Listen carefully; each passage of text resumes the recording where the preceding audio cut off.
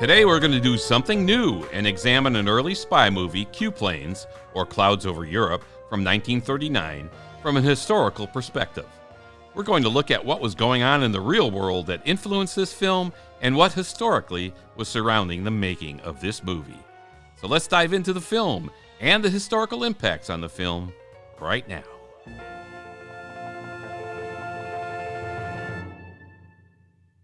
Hi, this is Tom Pizzato And Dan Silvestri of SpyMovieNavigator.com. Join us today on our show, Cracking the Code of Spy Movies, as we look at a spy movie from a fresh angle. Now, we already have a podcast out on Q-Planes where we go into the details of the film and analyze it from a spy movie perspective and what is unfolding scene to scene. It's been very popular. But we were talking to a colleague of ours, John Cork, about this movie Q-Planes, and he thought this fresh approach was a good idea. So, here we go. In general, Dan and I like Q-Planes. The film is a fun watch. The dialogue is quickly paced. It has great characters, and there's a nice bit of action at the end. It's not a film that's going to strain your intellect, however, but many spy films are like that.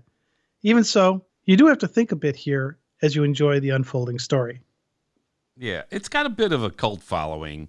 Not anything like Rocky Horror Picture Show or anything, but yeah, not quite that big of a cult following. No, but people who like spy movies do follow this movie, so it's a good one. So and if you haven't seen it, it's definitely worth the watch. Yeah. So let's dive in together here, and because there's some interesting history going on while they're filming this movie.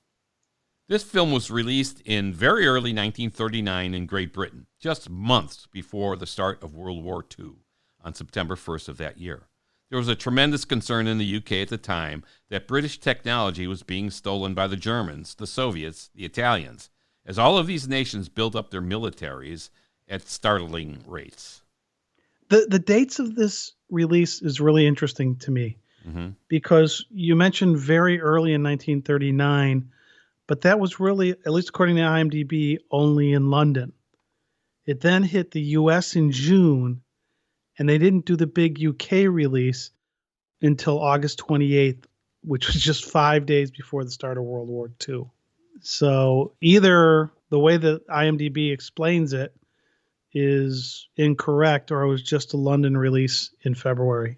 It hit the US television in 1948, but it took 26 years from its release to land in West Germany on television in 1965. The other thing with the dates here, too, for me, that's kind of interesting, is that the story itself takes place September 20th to 22nd, 23rd, something like that, just a week before what we're going to talk about next happens, which is the Munich conference. So these dates are in the film, right? You figured this out? There's the scene where Hammond is talking to his assistant, the one who's played by Leslie Bradley.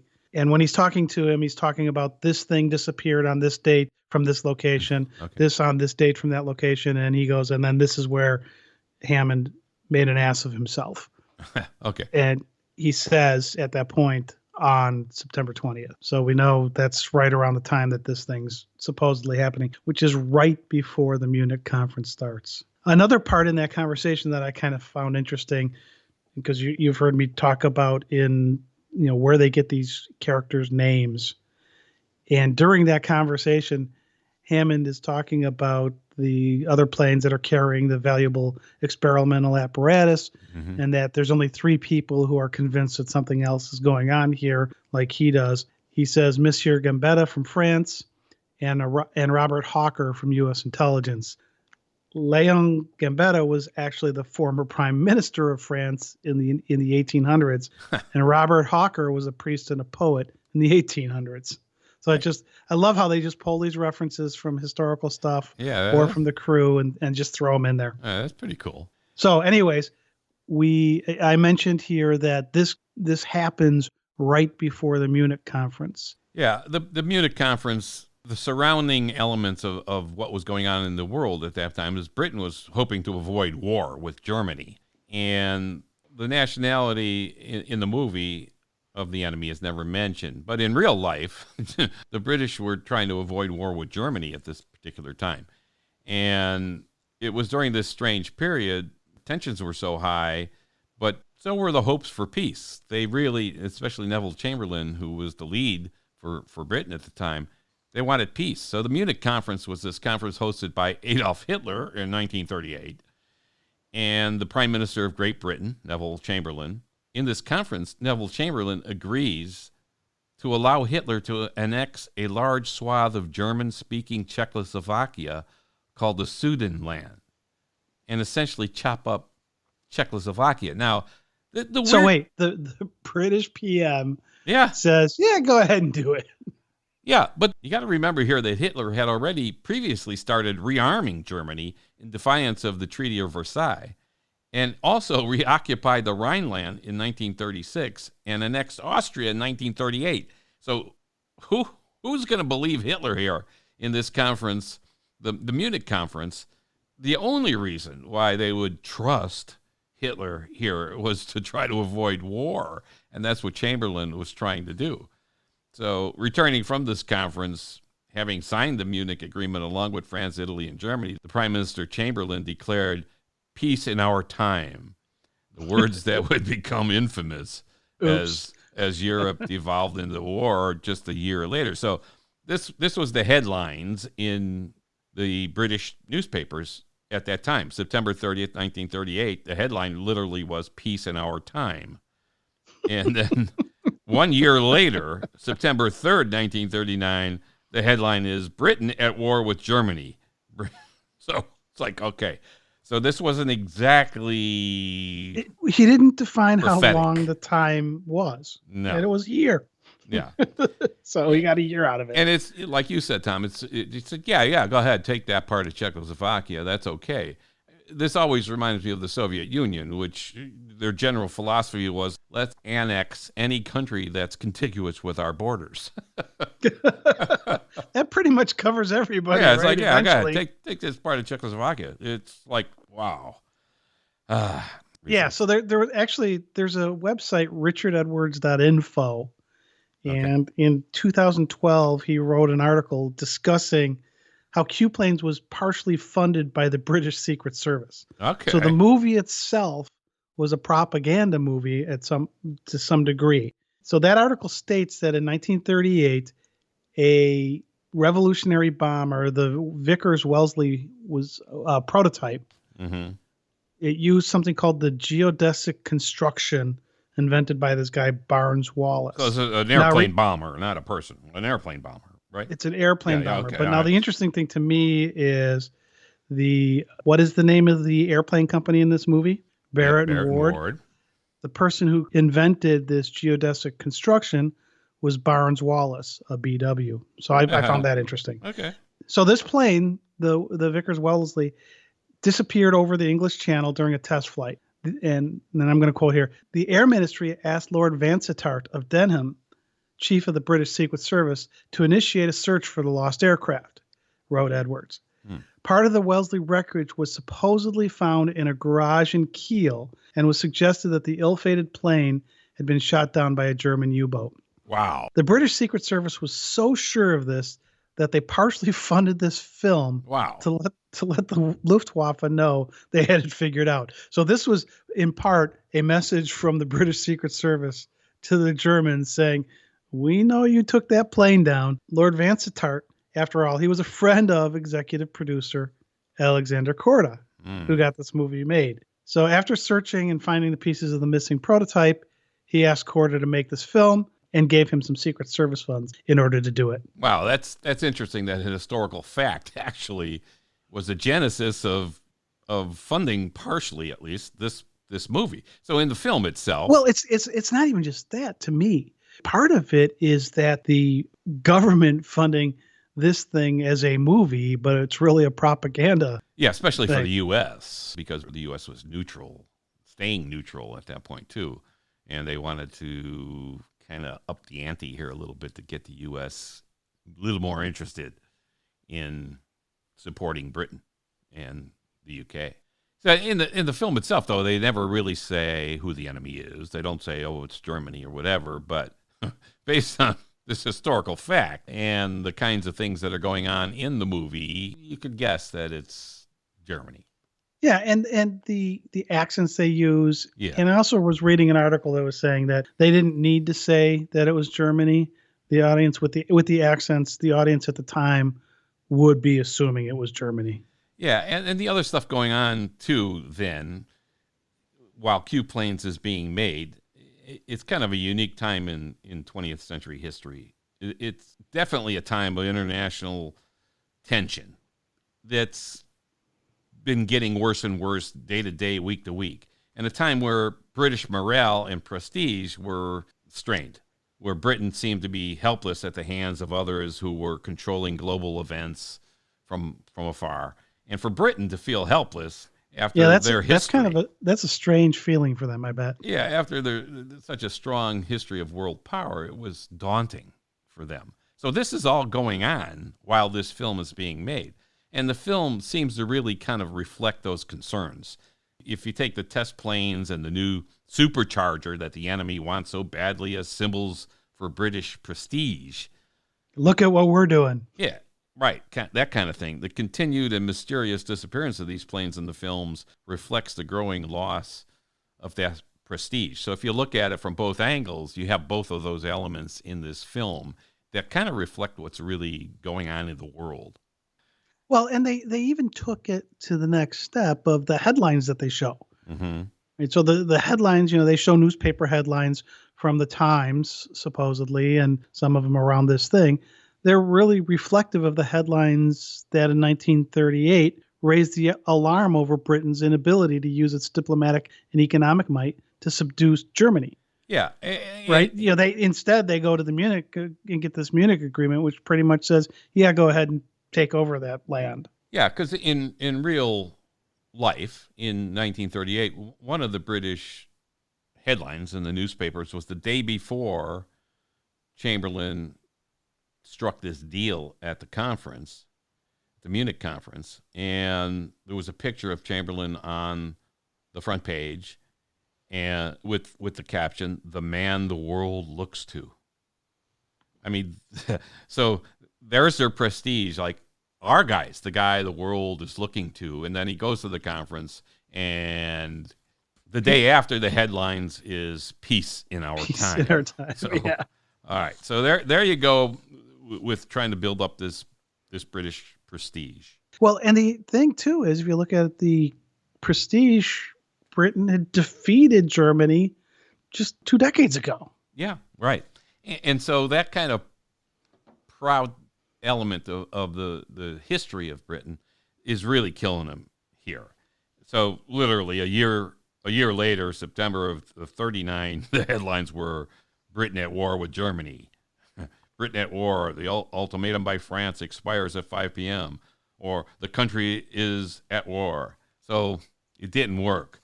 So the prestige that they were putting into Chamberlain to go do this deal and keep out of war with Germany failed. So we've got that historical background for the setting and the British people's thinking of what's going on at that time.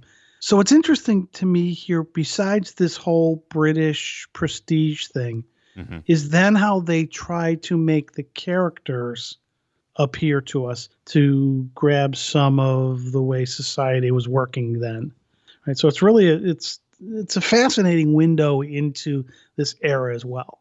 First, we have the essential eccentric British gentleman who wears a hat and carries an umbrella, Major Charles Hammond, played by the great Sir Ralph Richardson. He's a fairly young man. Hammond has his own butler. He's very much of a snob, and he works for British intelligence. He's worked all over the British Empire, we found out, despite all of his eccentricities. So he must be really good at what he does. He's shown as the kind of brilliant oddball who makes Britain fantastic. Now, let's see. He's a public servant, despite some clear family wealth. He's kind of a Sherlock Holmes in his analytical and logistical abilities. Yeah. And there's another person from history that we can think about that also was a little bit eccentric, came from family wealth, and worked for British intelligence, and that would be Ian Fleming. Okay. So that character, that's kind of neat how they wrapped him up. Now, his sister, Kay Hammond, She's a reporter for the newspaper. She's beautiful. She's resourceful, and despite annoying everyone, her Which she reporting does. she's good at that. Yeah. Her reporting becomes vital to uncovering the spy plot. Yes, there is a spy plot. This is a spy movie. It is a spy movie, right? Really? Yeah. Next, and I love this part, is the rugged, handsome Sir Laurence Olivier plays the test pilot, Tony McVeigh. He is kind of ironically the most down-to-earth, believable, normal character and a great test pilot who speaks his mind and doesn't shy away from using his fists. Where Major Hammond is effete or pretentious, Tony McVeigh is ready to charge into battle. And I love how you've got these two absolutely classic great actors in these roles, both acting wonderfully without feeling overacted or anything, but just seeing these two guys who are just icons of the acting world in a film together. It was just fascinating to me. Yeah, I mean, they're the heroes of this film. And again, seemingly to represent Britain's strengths. They're tough, rugged, individualists, well-educated, devoted to be public servants, much like James Bond was a loyal public servant. Queen and country. And they had a very robust press that held everyone accountable. Boy, we could use that today in the U.S. That'd be kind of nice, wouldn't it? Oh, sorry, I shouldn't go there. The film, besides presenting the prestige and strengths of British characters, it also presents some less admirable British characters, like Barrett, the guy. Well, you've got to have the antagonists. Right? Yeah, Barrett's the head of the company that's manufacturing the planes, Barrett and Ward. He's a rich, vain, inconsistent industrialist who seems to worry more about his own prestige than what's really happening, than an actual fact. I've got to look good. Yeah, he's That's got to look him. good. Yeah, he wants to downplay any bad news and over celebrate good news. Okay, a lot of politicians do the same thing. Yeah, that's exactly the definition of a politician, but he's running a company. Yeah, and if you're watching the movie, he's a constant source of frustration and impetuously making bad decisions that keep feeding the enemy British aviation technology. So you stole that plane. Here, I'll put another one up that's got some secrets in it. Again, ignoring the facts and just kind of looking at his own prestige. The other is played by a great actor, George Curzon, who plays Jenkins. And he's a corrupt employee of Barrett's who is feeding intelligence to the enemy for money. Yeah, he plays that slimy guy really well. He does. And he's terrific at it. And, of course, this happens in the real world, too. Like the Cambridge Five in the UK that was spearheaded by Kim Philby. You can Google that. That's a tremendous story about double agents selling out their country and stuff.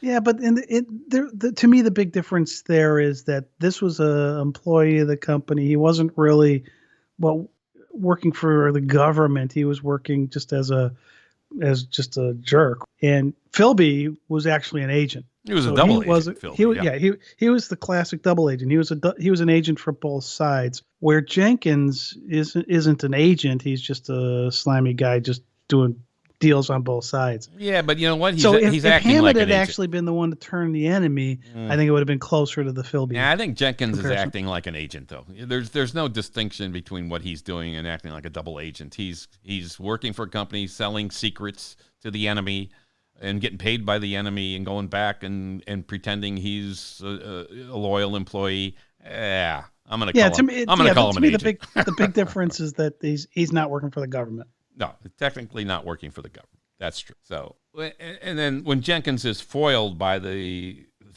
subterfuge of Major Hammond, the villains send goons out to kill Jenkins because they think that Jenkins has sold them out, and because they didn't get the supercharger, and Jenkins said it was going to be on the plane and all that kind of stuff. So, well, it's interesting to me because of Hammond's action. Mm-hmm.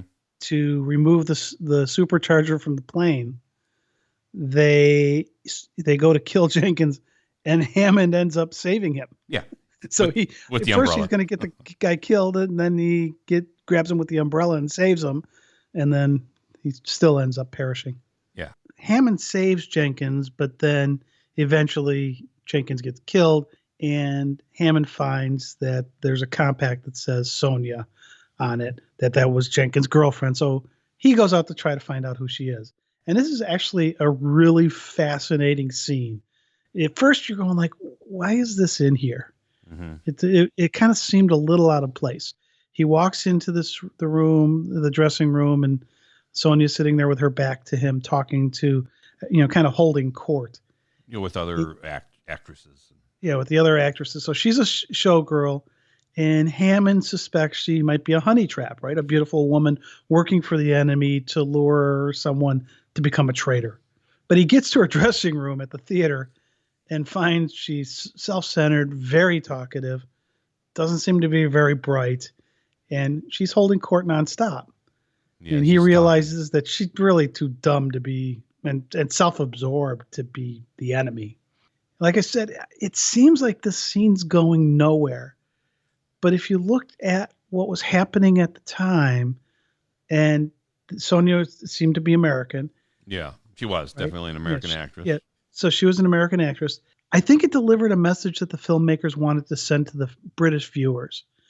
And that was, well, America wasn't the enemy and wasn't stealing British secrets or plotting against Britain or anything. Right. It couldn't be relied upon for help. The young, rich nation might be beautiful, like Sonia, but was too stupid and isolated to do much more than distract Britain from Europe's problems. Yeah.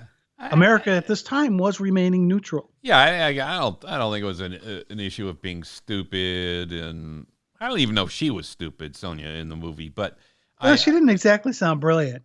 No, she wasn't brilliant. She was self-absorbed and talking about herself, basically. that's all she was doing, really. But I think the point was, America's still neutral, is remaining neutral, and how can we kind of encourage them to be supporting the UK when things start popping? And I think that's true, though. That was the message, Tom. That's good. As we talked about before, what the film does not do is define who exactly the enemy might be. So we never understand who is stealing the planes, never understand completely why. Were they acting as agents for a government or independent agents? I don't know. We don't know. And maybe this, in many ways, is not important. The film is more about defining British resolve and, like we were saying before, the resourcefulness than warning of any real threats. But again, like Tom mentioned earlier, the British Secret Service funded part of Q planes, and that makes you wonder. Makes you wonder. Yeah, it does definitely change the dynamic of understanding the movie. Yeah. So as you know, if you listen to our podcast, we really like Alfred Hitchcock movies. We've done 3 of them already. Yeah, you think? and we're going to do more. This film... You have to like the master. Yeah, exactly. This film, I think, consciously tries to copy the style of Alfred Hitchcock, giving us a pair of kind of breezy, amusing leading men, Major Hammond and Tony McVeigh. Lots of witty dialogue, strong emphasis on British upper-class eccentricities and style, and an absurd, rollicking kind of adventure, spy adventure. Yeah, so let's see. Hitchcock, he's been down this road. He did that in The 39 Steps in 1935. Yes. He did 36, he did Secret Agent. Yeah. 38, he did The Lady Vanishes. Mm-hmm. And in fact, in both Q Planes and The 39 Steps, the secret the unnamed foreign power is trying to steal relates to aircraft engines. True. In The 39 Steps, it was something to make them completely silent. And in Q planes, it was how to supercharge them and make them go faster. Yeah. In both cases, they're classic cases of what Hitchcock called the MacGuffin. As we mentioned in an earlier podcast on Q planes, many fans of the 1960s television series The Avengers have embraced this movie as well. And even James Bond fans who are looking to see connections between Q planes and James Bond in the movies. But here you could see the link to the Avengers comes from Patrick McNee, who was a big fan of the film Q Planes.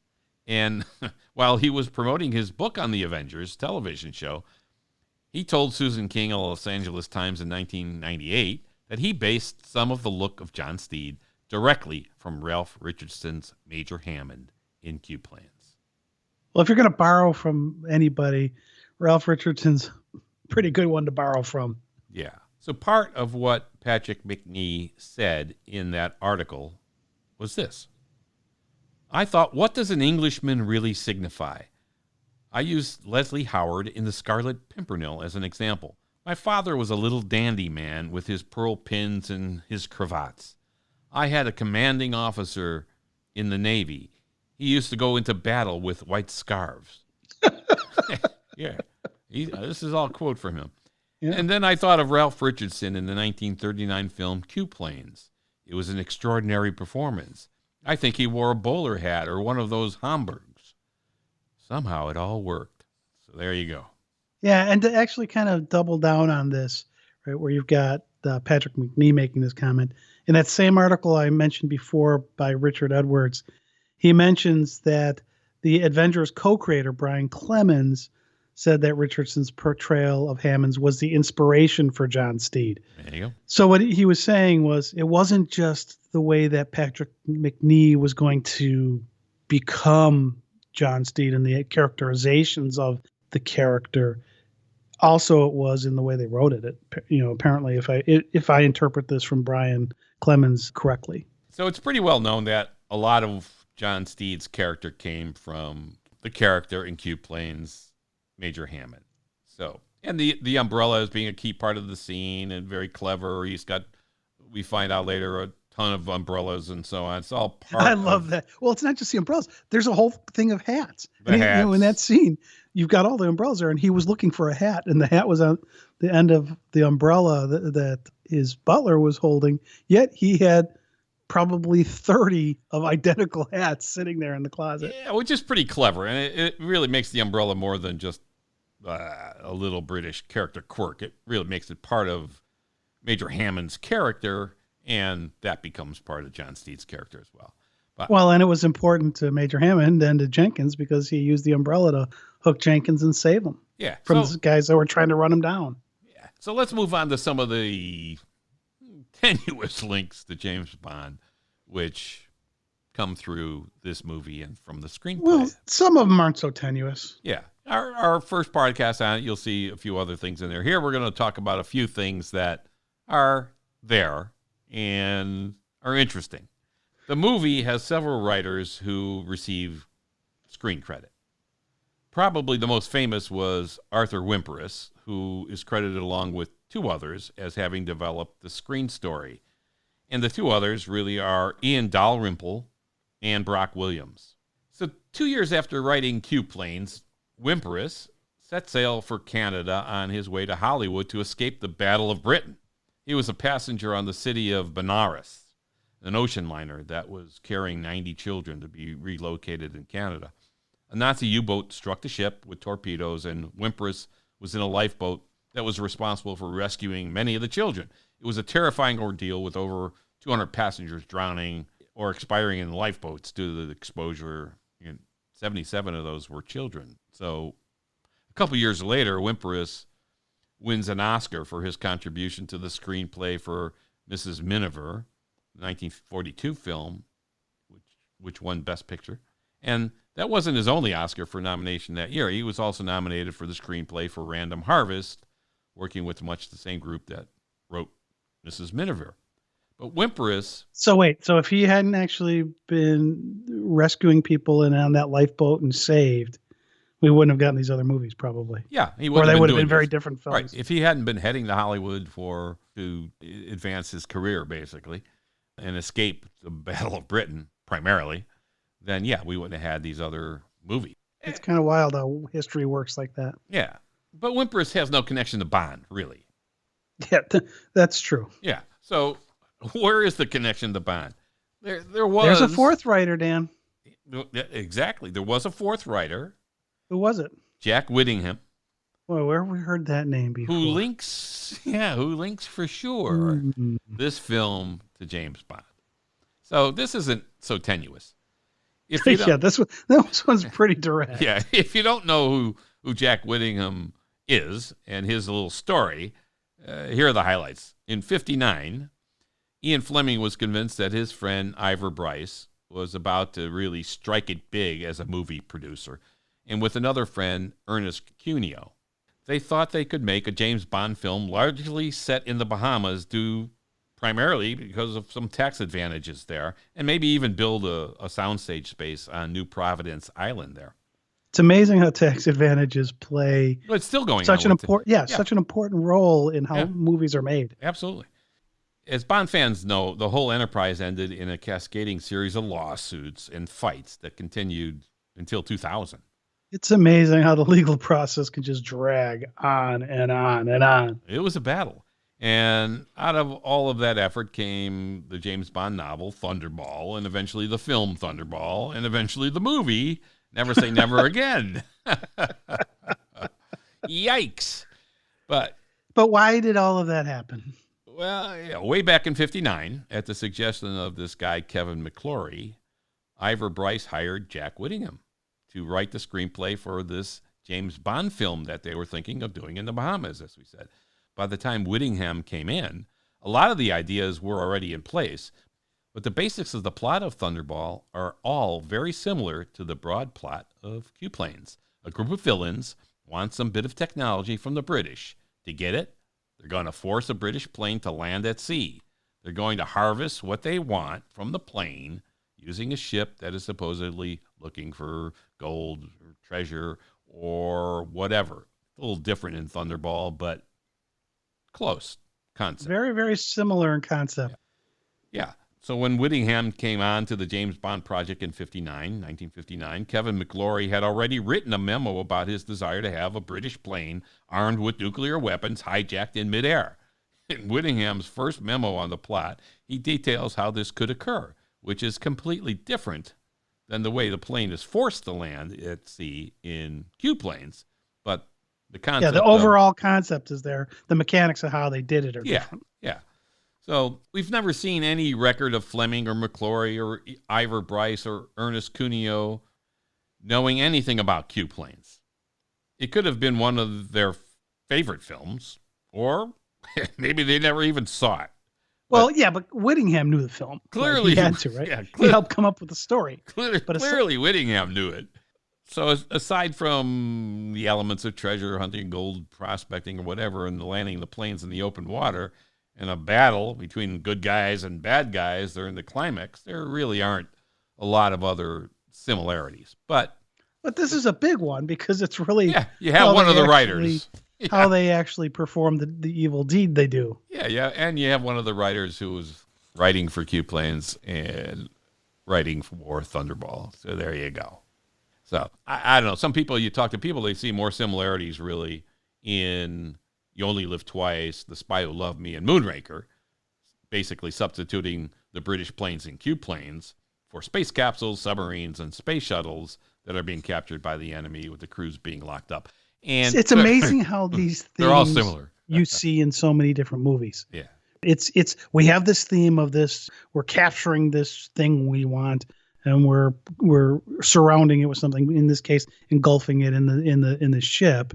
And then in these James Bond movies, we see, the same plot kind of repeats itself over and over again. Yeah. And just as in The Spy Who Loved Me, where Stromberg can disable the submarines, the enemy in Q-Planes has some ability to disable the planes in flight. That's how they force the plane to land. Mm-hmm. This appears to be some sort of super radio wave or something, ray or something like that, which in its own way is kind of reminiscent of Dr. No's technology of scrambling the gyroscopes on rockets as they launch, using these powerful radio signals from Crab Key. Yeah.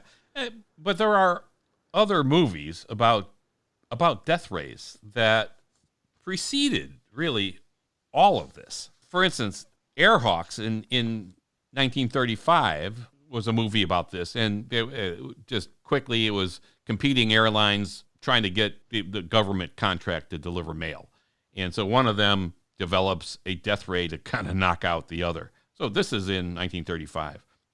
I think Ralph Bellamy is in that one. And the engine sputters, the plane crashes, and all that kind of stuff. 1935, I think there was another one in 35, the Fighting Marines.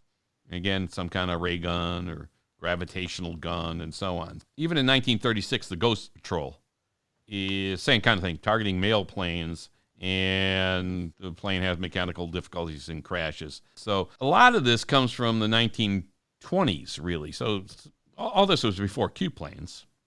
And there was a real scientist, this guy, Oliver Lodge, who said that the Earth possessed some kind of type of powerful energy force, and that such a power can be harnessed or unlocked at some point. So the 1920s, even in the 20s, you had a lot of stuff, the invisible ray story, the flaming disc story, which is basically a huge magnifying glass kind of as a focus beam kind of thing. So this stuff has been around. So it's not brand new in Q planes here either. I just wanted to point that out.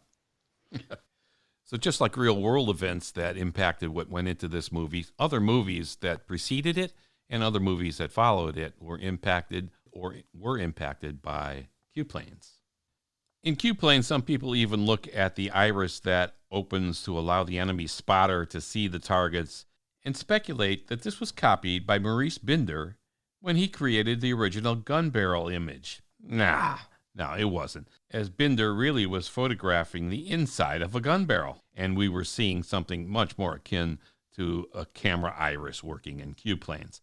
But was it inspiration? Who knows? Finally, we have the title, Q Planes, which probably reminds Bond fans of Q in the novels and the films. But the title here likely originates from a completely different place. I have to admit, I was thinking that too, because you have the Q boat in one of the Bond films. So the Q in Q planes is a reference to something called Q ships. All right. And these were freighters or steamers designed to look like non-military ships that would be easy targets for the German U-boats. So the idea here was that the U-boat would surface to attack the ship, and then the Q ship would reveal its guns and blast away at the U-boat. Okay. So now the British public loved these things in World War I. Right? They were very, very popular with the British public, but according to some historians, they really weren't terribly effective. And in World War II, they were even less effective. Yeah, I think actually in World War I, they lost 61 Q ships.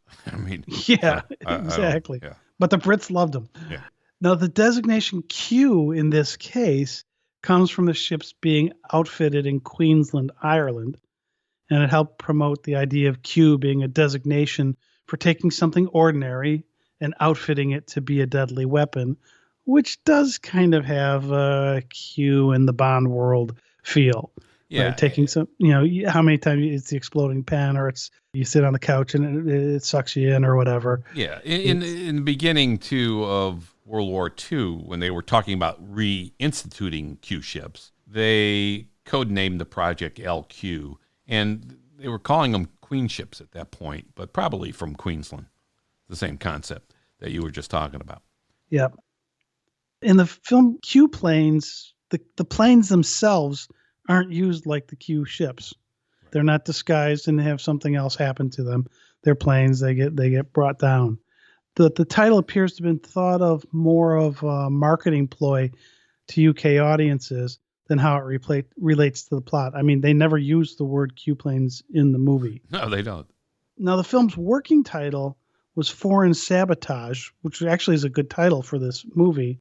It's very on point, but it might have been confusing to the 1936 movie Sabotage, although that didn't stop Hitchcock in 1942 of then coming out with Saboteur. So Hitchcock had Sabotage and Saboteur as movies. But in the Bond films, Q creates a lot of very ordinary looking things that have extraordinary capabilities.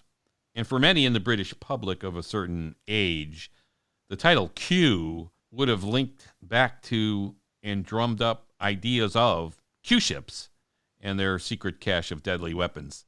That's what they would have thought of with the title Q. There is another tenuous link to Bond, and this one's pretty tenuous. The story in Q planes centers around these missing planes that are testing a new supercharger. Those who have Wait, read Dan. What's a supercharger? the supercharger is in Q planes going to make the planes go faster. It's going to supercharge the engine of the plane and make the plane go faster.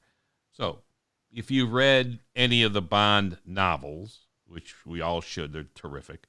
You'll note that if you're just the Bond movie fan, the books are a great read. They are. And in the early ones, the early books, Bond drives a 4.5-liter Bentley. But it's sporting a supercharger built by Amherst Villiers. What exactly is this supercharger? And why were they so big in the 1930s? Simply, it's just an extra motor that pushes more oxygen into a cylinder in an internal combustion engine, which provides more power. This way, you can make a smaller, lighter engine produce more horsepower and attain greater speeds. And Bond that would be good in a plane. Yeah, that'd be good in a plane. And Bond had it in his 4.5-liter Bentley. That's what he actually drives in the books, in the early books. So there are two other exceedingly minor links to Bond here. And the first is the film's executive producer, Sir Alexander Korda. Mm-hmm. Now, there's no credit for Korda on the version of the film on Amazon, but Korda, through his company, London Films, had made a production deal with Irving Asher, this American guy who produced the film. On the Amazon print of the film, the distributor has cut off all the company credits, including copyright credits, because they likely believe the film's copyright has been abandoned. But a little digging turns up Korda's involvement. He was a Hungarian Jew who made films in Hungary, Austria, and Berlin, and even Hollywood before emigrating to Britain and becoming one of the most important figures in British film history. Korda died in 1956, but, and again, we said this was tenuous.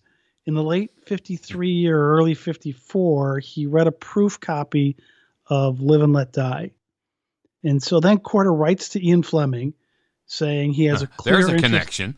Yeah, there's a connection. Okay. But he had a clear interest in producing a James Bond film. Remember, the Bond films hadn't been made yet. No.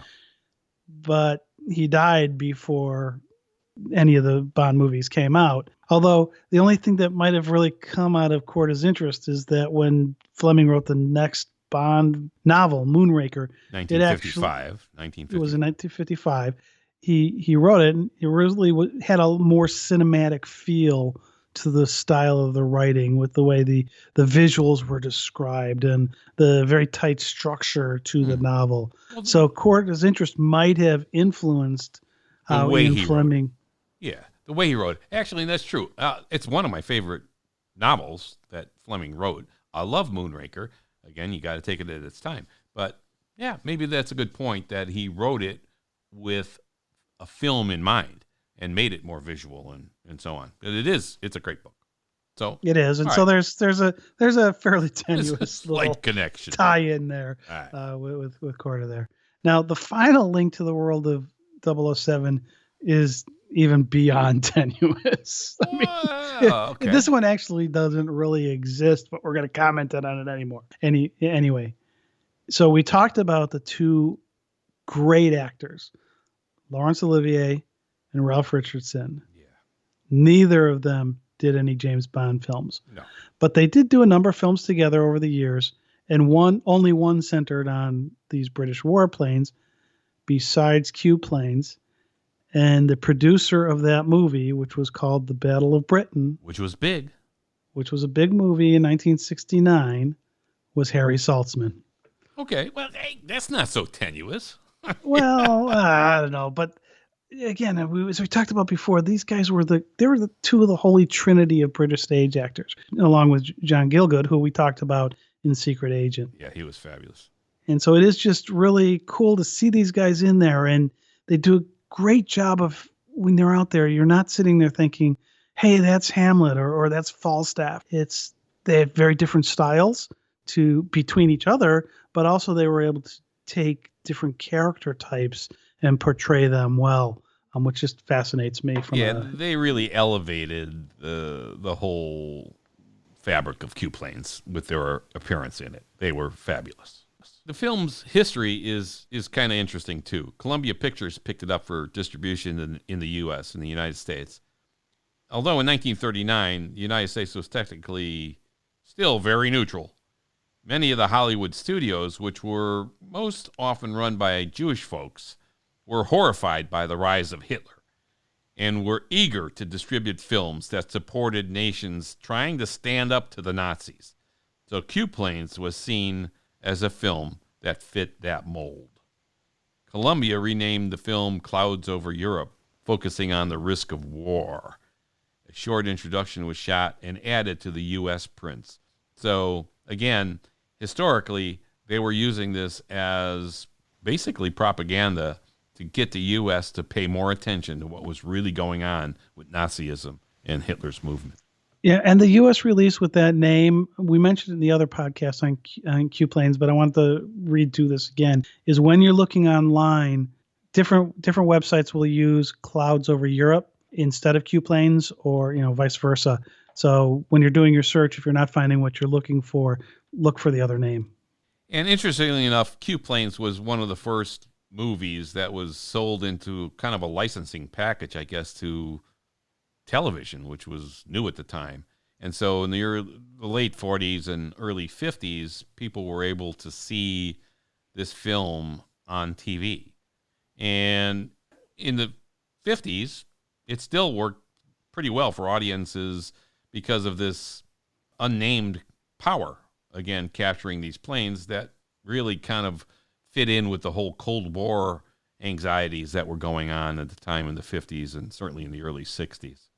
Well, that's really the whole Cold War thing is what allowed us to get the world of James Bond. Yeah, true.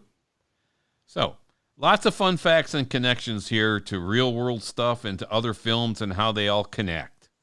Well, and you also can tell that we like this movie because we've now done 2 podcasts on it from different angles. Yeah, you have to see it. It's a fun movie. It's not a long movie. Highly recommend you watch this thing. Yeah. Well, that wraps up our historical perspective of the movie Q-Planes. In many ways, Q-Planes is a curiosity, probably better known today because of the connection to the Avengers TV series and the vague links to James Bond, more than the quality of the film itself. But we like this film a whole lot, and we think it's a pretty darn good movie. We looked at Q-Planes from our film analysis perspective in our podcast, Q-Planes, Clouds Over Europe. Today, we looked at Q-Planes in an historical context as a window into British identity and concerns in the brief period between the Munich Conference and Germany's invasion of Poland. So, should we do more podcasts from this historical perspective on films? Tell us what you think. We'd like to give a shout out to Real Art Collectibles. That's Real, R-E-E-L. Corey Glaberson, who runs the shop, has tons of movie collectibles from every genre, including spy movie stuff. He has over 100,000 movie posters and some very cool Bond ones. Or check with Corey. He might have some Q-Plane memorabilia as well. Check out our podcast on Real Art Collectibles. Corey will ship anything he has anywhere in the world and can even help you find what you are looking for in movie collectibles. Real Art Collectibles at realartcollectibles.com, R-E-E-L, 6727 Stanley Avenue, Berwyn, Illinois. The store phone number is 708-637-3244, and Corey's number is 708-288-7378. And for you non-U.S. people, that would be a +1 in front of that. Correct. And look for our video podcast on Real Art Collectibles, and you can see some of the things Corey has on our YouTube channel, Cracking the Code of Spy Movies. Thanks, Corey. This has been Tom Pizzato And Dan Silvestri from SpyMovieNavigator.com. Thanks for joining us today on our show, Cracking the Code of Spy Movies. Please subscribe to our show through your favorite podcast app and be sure to give us a 5-star rating. And please tell your friends about us.